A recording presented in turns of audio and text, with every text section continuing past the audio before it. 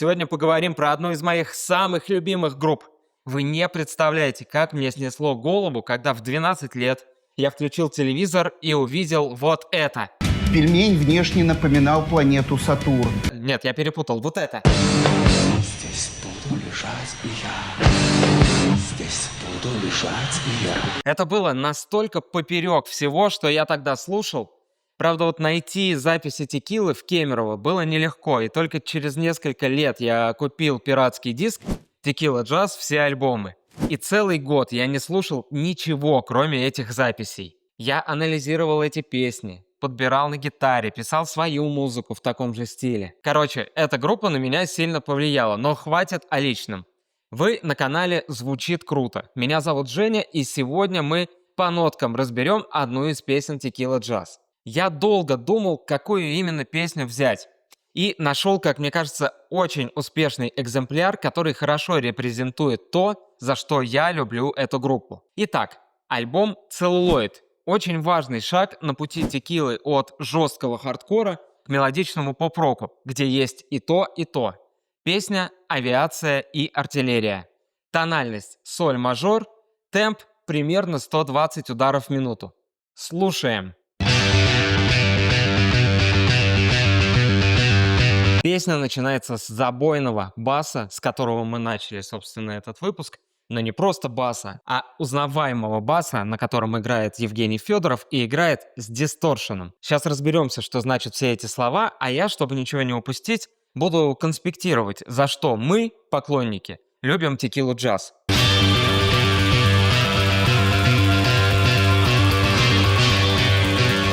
Я у себя тут на канале часто говорю там distortion, overdrive, искажение, перегруз, фуз. Что значат все эти слова и как это все вообще появилось в музыке? Сегодня это все мы собирательно называем distortion, с английского искажение. В 40-х, 50-х годах гитаристы, играя там в барах, на концертных площадках, чтобы их было лучше слышно, выкручивали громкость. И заметили такой момент, что когда на усилителе выкручиваешь громкость на максимум, появляются искажения вот такие.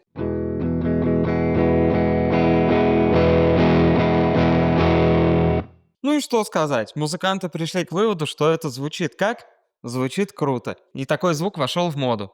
Производители усилителей обратили на это внимание, стали делать усилители уже со склонностью к вот таким искажениям.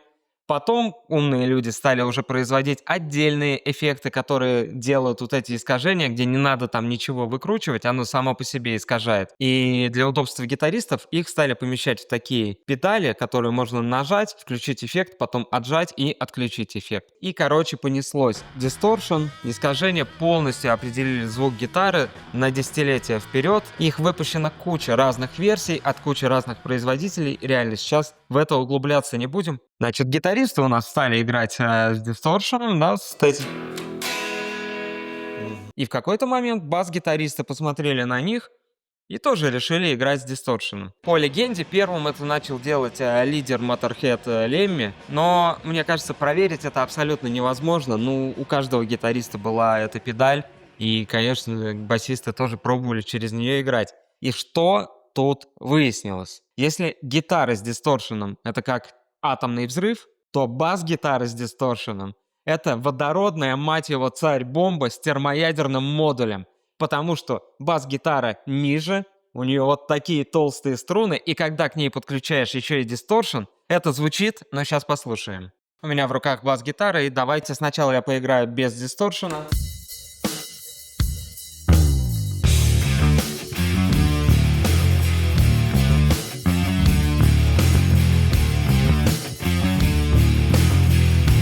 А теперь, внимание, включаю дисторшн.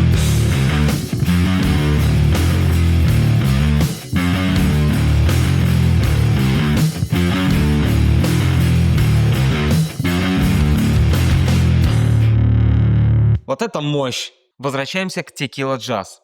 Песня «Авиация и артиллерия» начинается как раз с такого забористого баса с дисторшеном.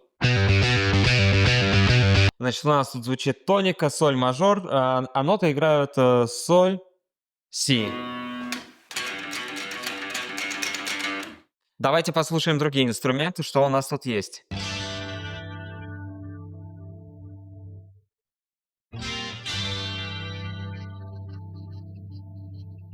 Поверх баса играет гитара, тоже с дисторшеном такая. И с каким-то эффектом модуляции, ну вот я на свою повесил хорус. Ну, там может быть фленджер. Не очень хорошо разобрать. По сути, это все очень близкие эффекты. Значит, гитара играет соль-мажорный аккорд, но только с нотой ми. Тун-тун-тун, шестая ступень. И с вот такими вариациями.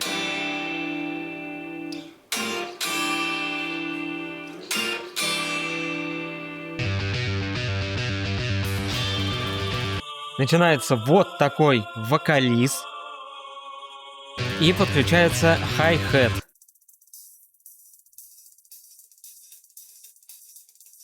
Тоненький, едва слышный. Помните, я в одном выпуске говорил, как я люблю, когда барабанщики играют по хай-хэту аккуратненько, не заваливая всю запись. Вот он. Как сверчок стрекочет.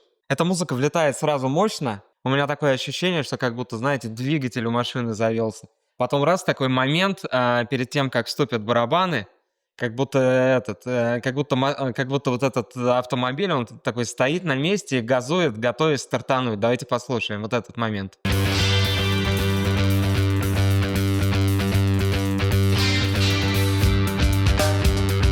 Вступают барабаны, и мне тут много есть о чем сказать. Да, с каждым выпуском я все дольше и дольше разбираю вступление, но, блин, это важно. Итак, я сравнил это, да, с автомобилем, который газанул и поехал. Вот поехали мы вот с вот этого момента.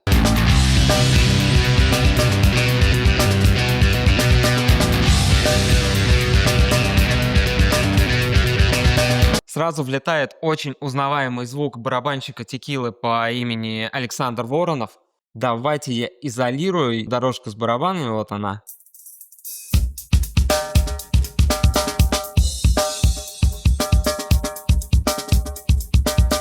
Блин, как же круто человек наваливает. При этом сам про себя он говорит, что... Барабанщиком я себя не считаю, я так вот тусуюсь с музыкантами. Потому что, ну, как бы, когда ты барабанщик, ты должен прекрасно там владеть нотной грамотой, быстро играть с листа. То есть, ну, такие профессионалы, да, я не профессионал. Удивительная скромность. Ну, что сказать, коренные петербуржцы. Так вот, что узнаваемого в звуке Александра Воронова, это его малый барабан, он же рабочий, он же снейр. В общем, вот эта штука, которая у него всегда играет с таким звенящим, очень металлическим звуком. Как он этого добивается? Ну, давайте сразу запишем, чтобы не забыть. Так вот, как он этого добивается? Давайте сверху представим себе барабан. Ну, обычно барабанщики играют вот где-то по вот этой вот области, в центр, чуть ближе, чуть дальше, да. А Воронов играет где-то близко к ободу, вот здесь, здесь, не знаю, где конкретно. Точно я не знаю, я не супер разбираюсь в барабанной технике, но то, что я слышу, я думаю, что вот он играет близко к ободу. Здесь, во-первых, вообще совсем другое натяжение у пластика. А во-вторых, ну, еще если палочкой касаться вот этого обода металлического, то все будет вот так звенеть, как звенит у Александра нашего Воронова. Напоминаю, который... Я барабанщиком себя не считаю. Не барабанщик, он говорит, я не барабанщик. Ну и следующее, за что мы любим текила джаз, это за то, на что я потратил сегодня примерно час. Вот я включил эту песню. То есть я и раньше, конечно, у меня были вопросы вообще, где здесь сильная доля, как считать. Давайте без моих подсказок вот попробуем сначала посчитать, какой здесь размер.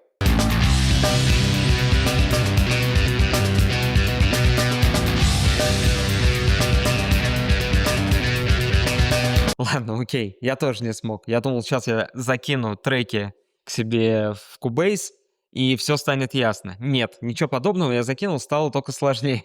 Потому что, чтобы посчитать размер, для начала нужно найти сильную долю.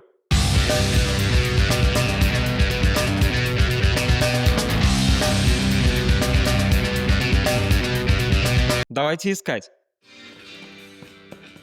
Ну вот она, да? Ну вот, крэш, сильная доля, да? Казалось бы, все понятно.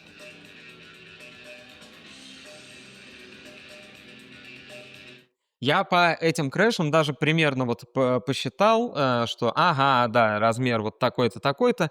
Изначально я насчитал, что они играют 3 такта по 4 четверти. потом и один дополнительный такт 2 четверти, вот. Спойлер, я ошибся вообще жестко. Но проблема еще в том, что они играют не под метроном, а, ну, как бы сами себе.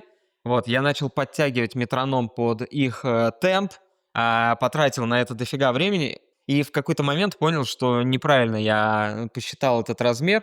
Вот, он здесь переменный, потому что вот сейчас Федоров начнет петь, мы об этом чуть позже, да, вокалист начнет петь, и мы понимаем, что...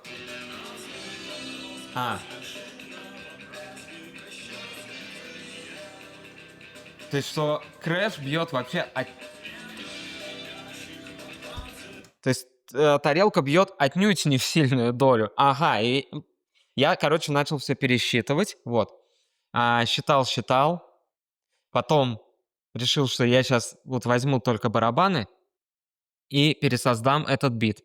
Дайте я открою этот файл.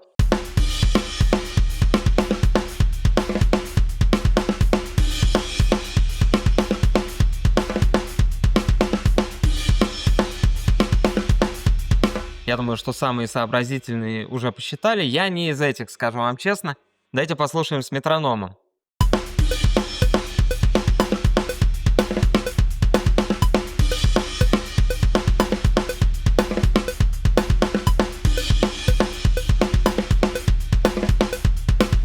Короче, ладно, что я понял. Они здесь играют переменный размер. Один такт на 4 четверти, следующий такт 5 четвертей. 4 четверти, 5 четвертей. Бог бы с ним, не самый сложный переменный размер, просто сам по себе рисунок у Воронова, конечно, интересный.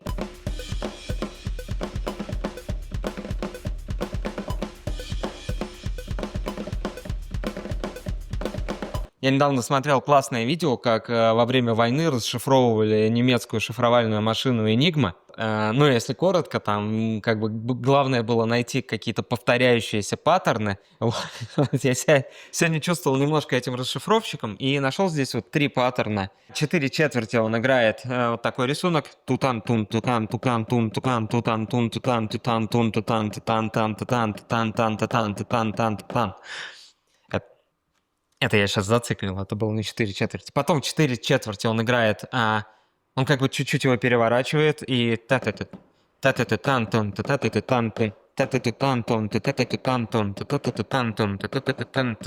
он еще добавляет форшлаги, там то ли триоли, то ли вообще 32-е ноты на малом барабане, вот, что тоже сбивает. И потом еще 1 четверть, добавленную, собственно, во втором вот этом такте, где 5 четвертей, он играет та-та-та-та.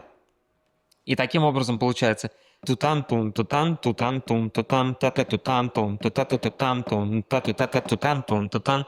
А что мне казалось слишком просто, он еще и в слабую долю, тут вот вместе с бочкой, ударяет в крэш. Это какая доля вообще? Это раз и тутан-тун, тутан, тутан-тун, тутан. Вот сюда он ударяет в крэш, чтобы никому не показалось мало. Давайте запишем это сразу. За что мы любим текила джаз? Сложные размеры.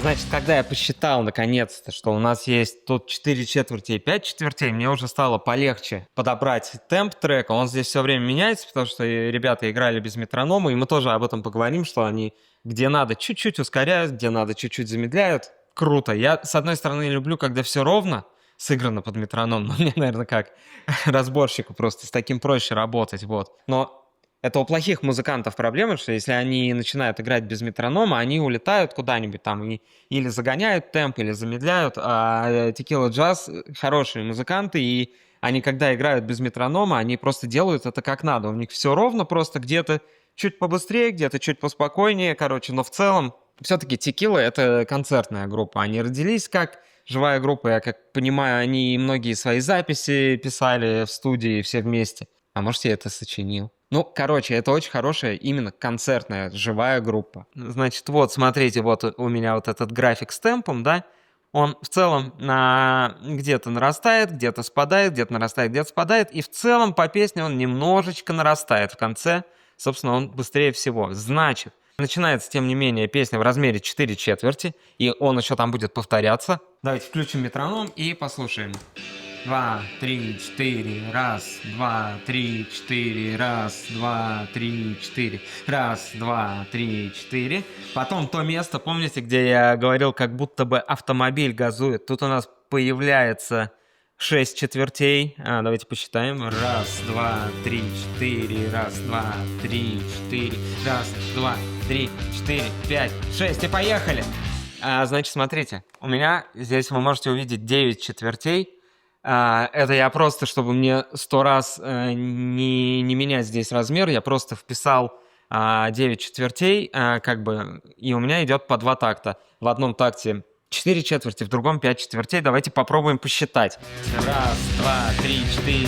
Раз, два, три, четыре, 5. Раз, два, три. Начинает петь Евгений Федоров. Давайте еще чуть-чуть мы послушаем, что у нас тут играют инструменты. Тут классные. Барабаны мы уже разобрали, да, что играет бас. Наконец-то, блин, я разберусь с этой песней, а то всегда я слушал и не понимал, что там, где они играют. Раз, два, три, четыре, 5.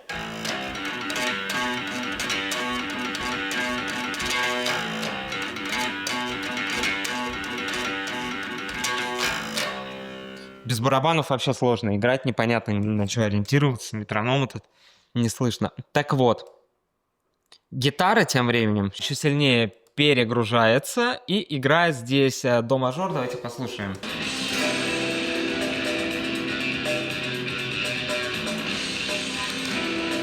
Играет она, как я понимаю, его вот не в сильную долю, а вместе с вот этим, помните, крэшем, который играл на раз и... Я, поскольку знаю лор группы Tequila Jazz, я знаю, что к гитаристу Константину Федорову, кстати, они с вокалистом Федоровым просто однофамильцы, такое совпадение. Вот я как понял, как я читал из всяких разных интервью, у них к нему какое-то было отношение такое второстепенное, что, ну, типа, мы любим Tequila. Понятно, что Tequila Jazz — это вот этот мощный басист, который сыграет с дисторшеном, и вот этот барабанщик, который фигачит в сложных размерах. И, собственно, этого плотного звука им хватает. У них даже такие были случаи, когда там этот гитарист опоздал на концерт, а они без него выступают. Ну, типа, как будто бы этого им хватает. Да, этого им хватает, но тем не менее, я все равно Федорова, гитариста, в смысле, Константина Федорова, я вот его очень люблю, его вот этот звук гитары, кстати, у него, по-моему, вот он это тоже писал на телекастере. Этот пламенеющий какой-то звук. А давайте я запишу. Пламенеющая гитара.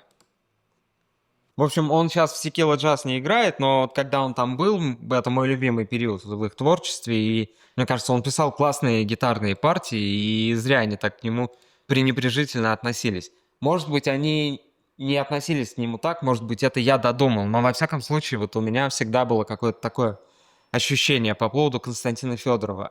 И раз уж у меня в руках пламенеющая гитара, давайте мы сразу послушаем, что у нас гитара играет в куплете. Значит, куплет, появляется голос Евгения Федорова, мы сейчас о нем тоже поговорим, конечно, обязательно. А барабаны играют тот же рисунок, слава богу, не надо разбирать новый. Гитара играет примерно все то же самое, он убавляет немножечко свой перегруз, давайте и я тоже его убавлю.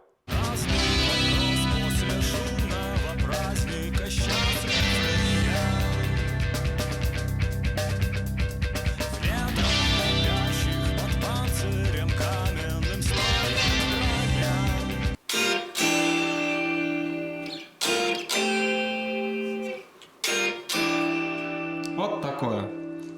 Красивые пламенеющие аккорды. Почему я все время говорю про пламенеющую гитару? У меня парадоксальным образом этот трек ассоциируется, ну, то есть я его услышал там году еще в 98-м, 99-м, но ассоциируется он у меня исключительно с фильмом. Вот это что-то такое несущееся, перегруженное, яркое. У меня ассоциируется с фильмом «Дорога ярости», вот современным, который уже вышел в 10-х годах. А мне кажется, что вот эта музыка к этой картинке очень сильно подходит. И вообще, что касается пламенеющей гитары, я когда играл в одной группе, я кому-то сказал, что типа, ну, нужен звук гитары такой пламенеющий, такой, чтобы с легким перегрузом какой-то такой. Вот. И у нас это прям стало небольшим мемом, это даже потом вошло в один текст песни. А я, кстати говоря, где-то держал в голове, что вот я именно хотел звук, как у Константина Федорова.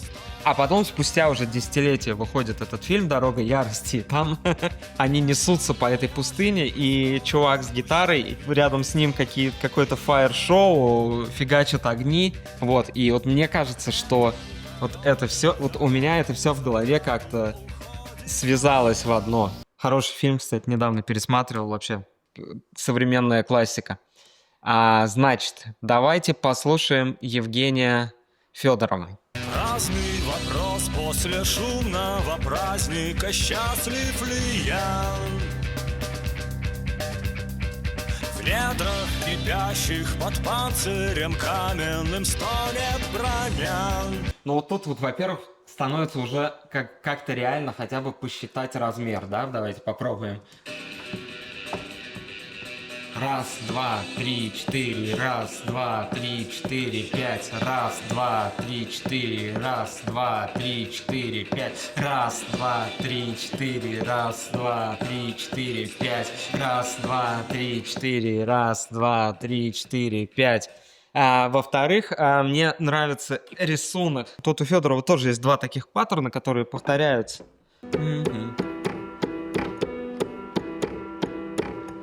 Вот таким рисунком.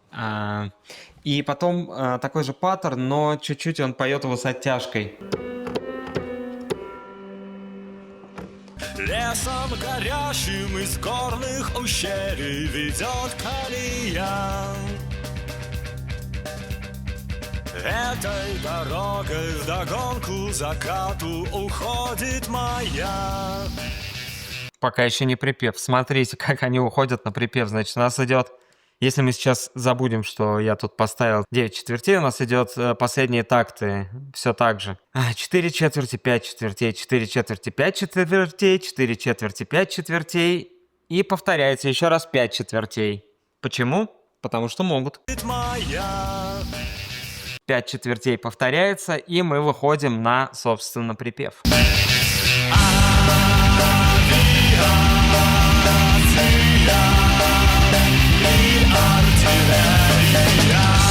Пока не забыл, скажу, я вообще тексты не анализирую, и мне кажется, что здесь текст не несет какого-то основообразующего смысла. Федоров сам признается, что он тексты пишет уже на студии, когда музыка готова.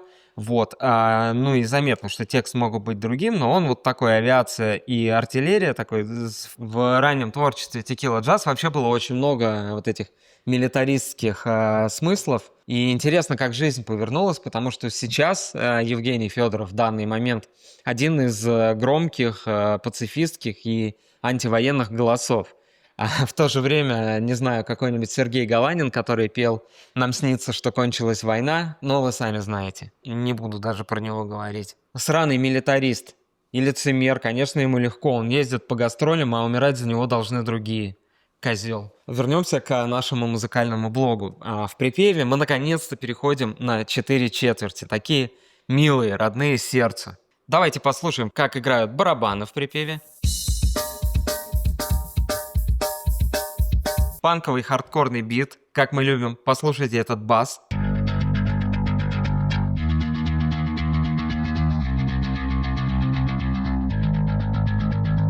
Послушаем барабаны и бас вместе.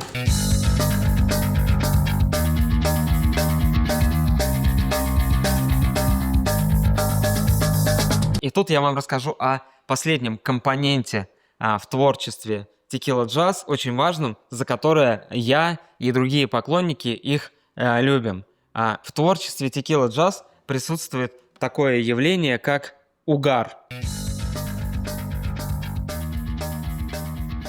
Да, это не совсем музыкальный термин, но мне кажется, что он наилучшим образом описывает то, что происходит и в этом припеве, и вообще на концертах Текила Джаз. Особенно тогда, когда они начинали в 90-х. Что я люблю в этом их угаре? Я люблю две вещи. Играть сложно, играть громко — это, конечно, круто. Но мне кажется, вдвойне круто при этом еще играть так, чтобы люди под тебя могли слэмиться. Именно поэтому, я думаю, ребята играют сложные размеры, но в припеве все равно переключаются на родные 4 четверти и фигачат панк-хардкор, чтобы люди в зале могли кайфануть и попрыгать от души. Это первое. А второе, конечно, мне очень нравится их такое ироничное, легкое, с юмором отношение к самим себе. То есть, несмотря на весь вот этот вот милитаристский вайб, это все-таки группа веселая, не относящаяся смертельно серьезно к себе и к своему творчеству. Хотя творчество-то у них, ну, серьезное, сложное, вот вы слышали.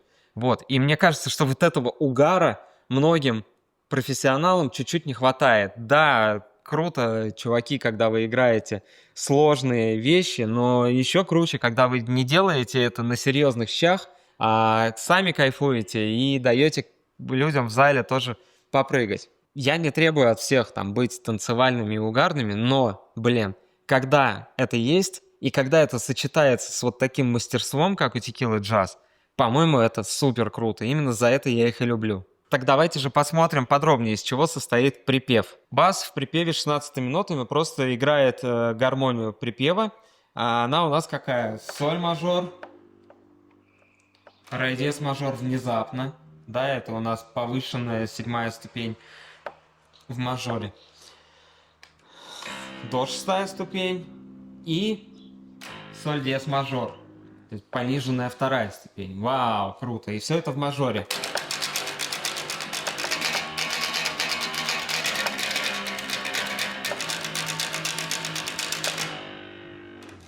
С гитарой сложнее, потому что я, как обычно, не имею официального мультитрека этой песни. Разложил ее на дорожке с помощью нейросети Moises. У меня постоянно спрашивают. Я вот до этого писал в подписи, что я использую нейросеть Moises. Moises, она называется M-O-I-S как доллар, И как русское Е, С как доллар. Moises. У нее на логотипе как будто такие волны расходятся, разводят, понимаете? Моисей, Moises. Так вот, Моисей этот мой разделил припев так, что я здесь гитару на самом деле не слышу. Вот давайте я включу тут какое-то просто жужжание.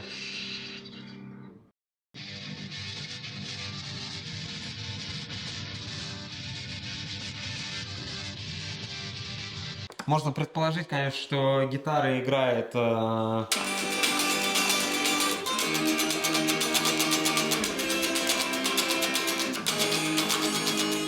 Может быть, да, может быть, нет, я не знаю. А еще у нас здесь звучит вот такой инструмент.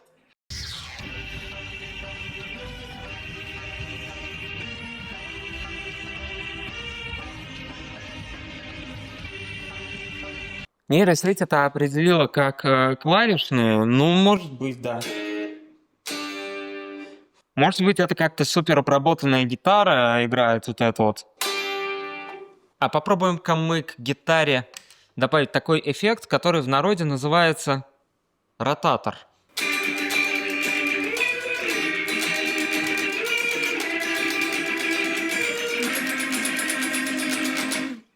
Может быть, все может быть, и что это гитара у нас звучит. Но вообще, конечно, это скорее всего какой-нибудь электроорган. Давайте мы что-нибудь сейчас найдем.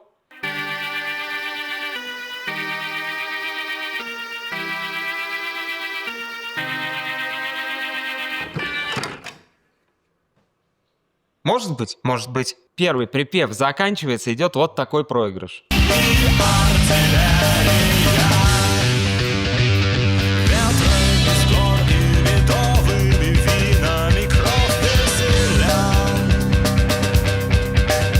Второй куплет музыкально у нас как первый, нам не надо ничего нового разбирать, та же гитара. А вот во втором припеве кое-что меняется. Давайте послушаем. Начинается он, в принципе, как первый, а потом барабаны переходят на такой рисунок.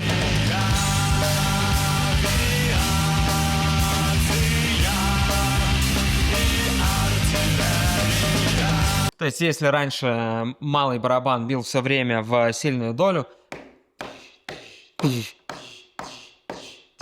то со второго повторения он начинает, вернее, с третьего, наверное, повторения он начинает играть с бочкой. Послушаем.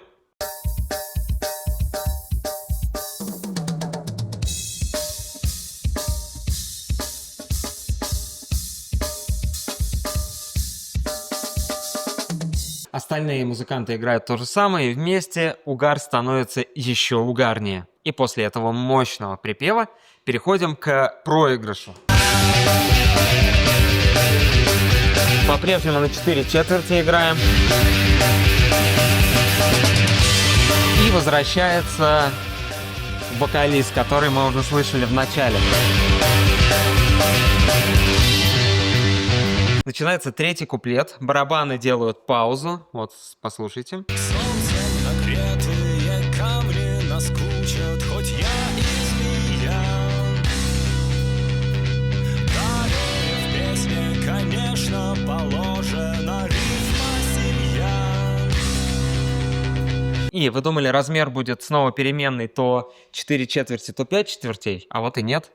Они продолжают все играть на 4 четверти, хотя до этого все куплеты играли в переменном размере. Почему? Я не знаю. Если вы на связи с Текилой Джаз, спросите у них, почему. Скорее всего, они тоже скажут, да не знаем, что так решили. Бас здесь играет вот такие классные флажолеты. Ну-ка, что там за флажолеты? Что такое флажолет? Это когда струну зажимаешь так не до конца, а легонечко трогаешь пальцем и мощно по ней фигачишь медиатором.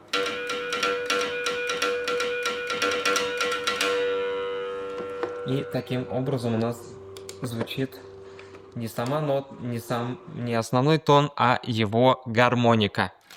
Гитара играет те же аккорды, к которым мы уже привыкли. И давайте посмотрим, что у нас будет дальше.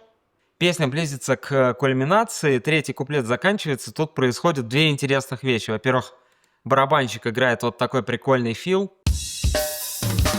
Напоминаю. Барабанщиками, если не считаю, я так вот тусуюсь с музыкантами. А второе, казалось бы, куплет уже кончился. У нас снова возвращается переменный размер. Почему? Да вот почему. Не знаю почему. Потому что угарно. Значит, последние два такта у нас снова доигрываются в 5 четвертях. Послушаем.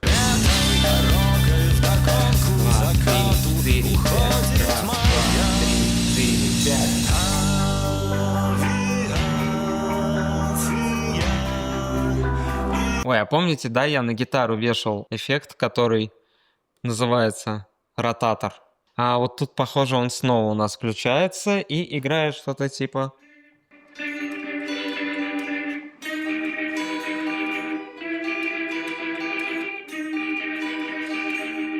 Ну-ка.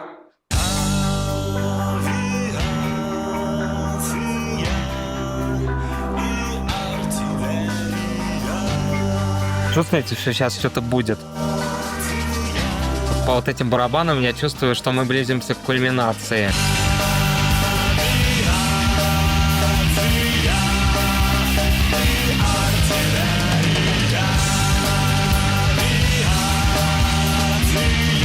Снова барабанщик приходит на вот этот рисунок.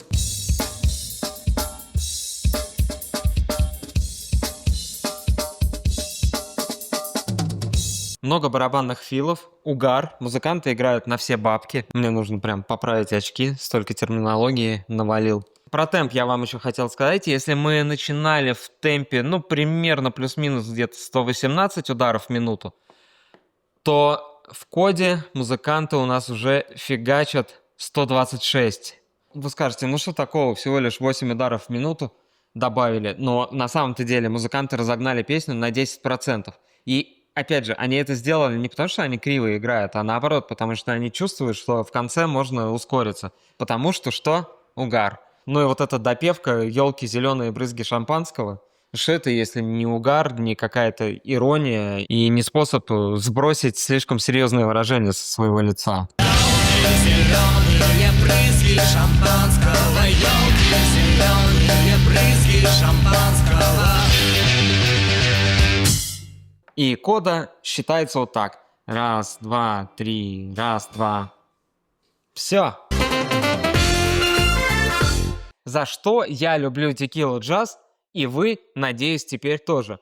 Мощный и узнаваемый звук, сложные размеры, высокий профессионализм. И все это не на серьезных щах, а с угаром, с юмором и с невероятной душевной теплотой, под которую так круто рубиться на концерте и которой так не хватает многим авторитетным и уважаемым музыкантам. Всем рок! Мы прощаемся на неделю, чтобы в следующем выпуске услышать нового героя с совершенно новым настроением и из нового десятилетия. А пока давайте согласимся, Текила Джаз звучит круто.